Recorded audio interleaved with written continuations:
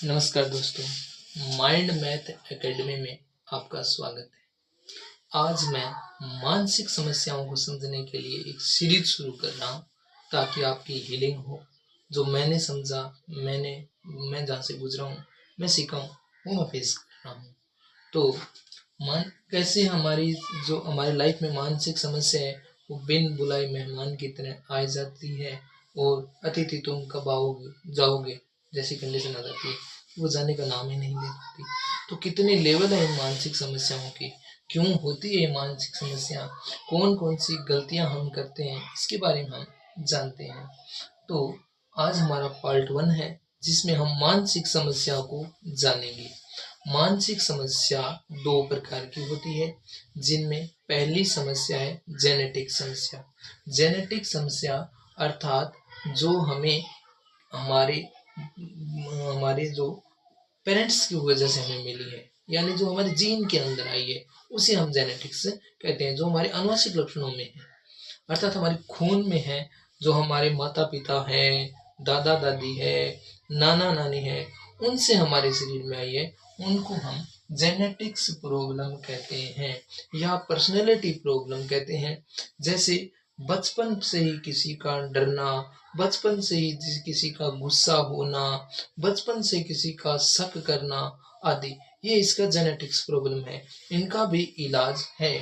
दूसरी समस्या है कि मेरी लाइफ में पहले सब कुछ ठीक था, लेकिन लाइफ में कुछ ऐसा घटा, जैसे कोई एक्सीडेंट हो गया, बुरी घटना हो गई, या अदरवाइज किसी ने कुछ भला बुरा कह दिया, तो वो घटना किसी स्लो या फास्ट माध्यम से हमारे माइंड में चली जाती है, और वहाँ जिस प्रकार हमारे माइक्रो रूप से, यानी मेमोरी कार्ड में जिस प्रकार इमेज म्यूजिक होते हैं, उसी प्रकार ये समस्या हमारे माइंड में इस प्रकार न्यूरॉन बना लेती है।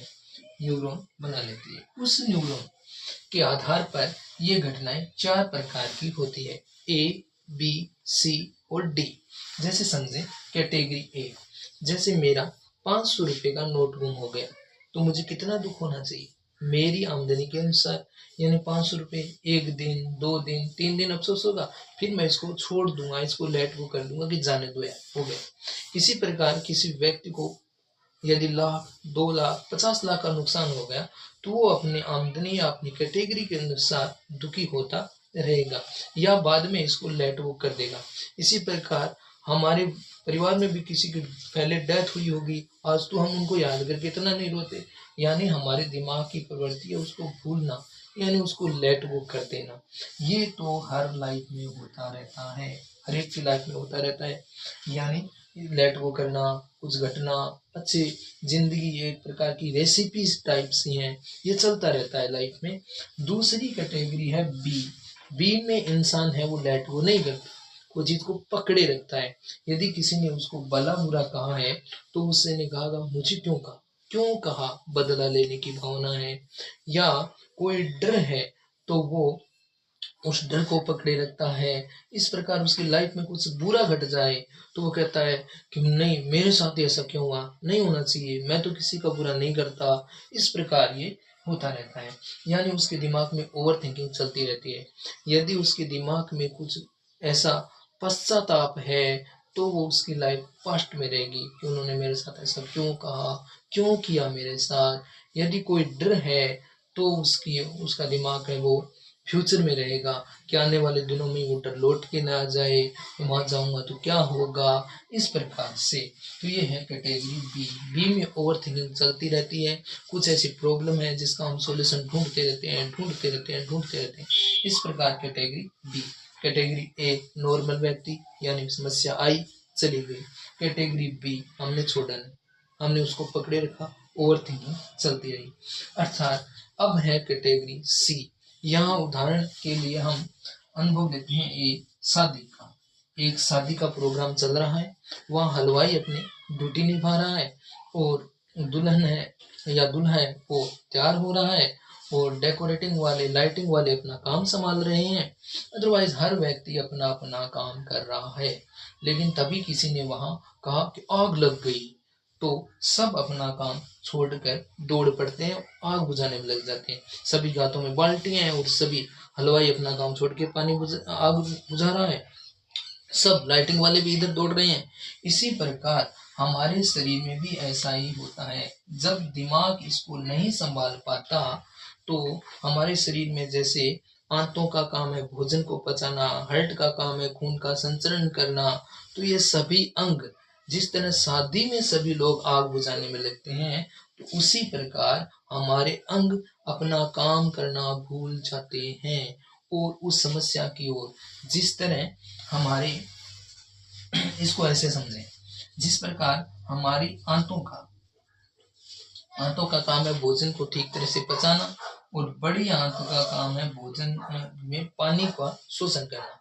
वो अगर हमारा माइंड शांत रहेगा तो वो काम अच्छी तरह से करती रहेगी। लेकिन ये कहेगी मुझे ब्लड दो, तो माइंड कहेगा तुम्हें भोजन पचाने की पड़ी है और यहाँ ये समस्या आ पड़ी है, एक बार खून की जरूरत मुझे है, मुझे दो, तो खून सारा माइंड में रहेगा। या हार्ट कहेगा भाई मुझे धड़कना है, मुझे सही तरीके से धड़कना है, तो माइंड कहेगा हाँ तुम फास्ट धड़को, तुम तेज धड़को, क्योंकि हमें खून की ज्यादा जरूरत है। और दूसरा जो हमारे शरीर को जो ताकत मिलती है वो मिलती है हमारी सांसों से। तो माइंड फेफड़ों को कहता है तुम तेज सांसें लो।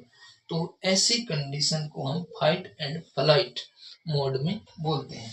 तो यदि हमारी बड़ी आंतें अगर ज्यादा पानी सोखेगी तो इसका मतलब होगा कब्ज यानी कॉन्स्टिपेशन होना, और यदि ये पानी को नहीं सोखेगी तो फिर इसका मतलब होता है लूज मोशन, जिसको हम IBS कहते हैं, अर्थात माइंड की समस्या बॉडी पर आना। इसी प्रकार यदि अदरवाइज किसी व्यक्ति का मुंह सूख रहा है, किसी को घबराहट हो रही है, या किसी की सांस की गति है वो तेज चल रही है, तो ये कारण मैंने आपको बताए। या फिर हार्ट है वो जल्दी जल्दी धड़क रहा है, तो समस्या माइंड की है, बॉडी पर इसका असर हो रहा है, अर्थात ये कैटेगरी C। अच्छा, ये कैटेगरी चलती रही तो इसका असर हमारी लाइफ में आता रहता है। काम में मन नहीं लगता, लोग जॉब छोड़ने लगते हैं, रिलेशन बर्बाद हो जाते हैं, लोग तलाक लेने लगते हैं। तो इस प्रकार की समस्या जब हमारी लाइफ की में इंटरफेयर करें, हमारी लाइफ में इंटरफेयर करने लगे, हमारी लाइफ में जब दिक्कत आने लगे, तो इसको हम कैटेगरी D की कह सकते हैं। तो आप अपने लाइफ का अपनी समस्या का अंदाजा लगा सकते हैं कि मैं अब मानसिक समस्या के किस लेवल में हूँ, यानी D, C, B या A। अच्छा, इसके बाद में समस्या आप पहचान जाओगे तो आएगा कि मैं इसका इलाज कहाँ से शुरू करूं।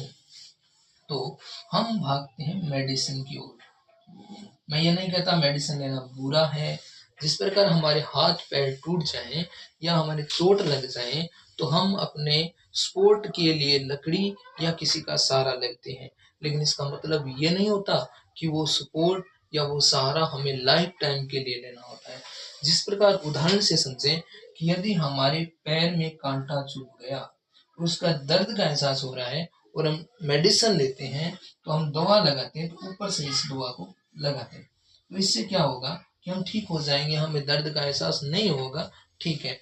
लेकिन कांटा अभी भी अंदर है, वो दोबारा, अब जो राजस्थानी में कहते हैं कि पाँच गयो, दोबारा पाँच गयो, तो वो कांटा है वो दोबारा परेशानी करने लगता है और दोबारा हमें दर्द का एहसास लगता है। इसी प्रकार ये सिम्टम, मेडिसिन इन सिम्टमों को दबाएगी, यानी जो घबराहट है, मुंह सूखना है, धड़कन बढ़ना है, इन सिम्टमों को दबाएगी। लेकिन कांटा B कैटेगरी माइंड, तो हमें पहले कहाँ काम करना है, या हमें C पर काम करना है या हमें B पर काम करना है। तो हमें यदि हम कांटे को नहीं निकालेंगे तो ये कांटा हमें बार बार परेशान करता रहेगा। इससे अच्छा है कि हम एक कांटे पर काम करें, अर्थात शुरू में हम माइंड पर काम करें।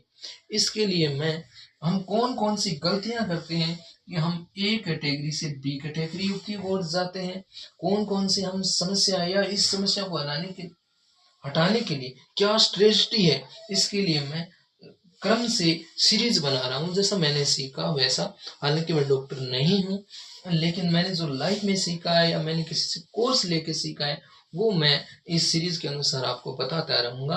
तो सीरीज हम धीरे धीरे इसकी एक अलग ही स्ट्रेटजी है कि हम कौन सी गलतियां करते हैं कि हम ए से बी की ओर चले जाते हैं, या हम कौन सी गलतियों को छोड़ दें जैसे हम बी से दोबारा ए तक आए, यानी नॉर्मल माइंड की ओर हिलर बन जाए। तो हमें काम करना है।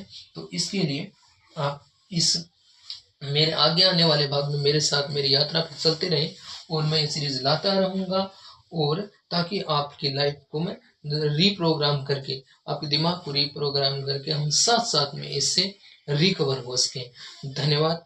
और इसके साथ अगर आप सुधार चाहते हैं तो इसमें कमेंट करके मुझे बताना किस प्रकार से होगा। ओके, धन्यवाद। मैं सीरीज लाते रहूँगा। धन्यवाद।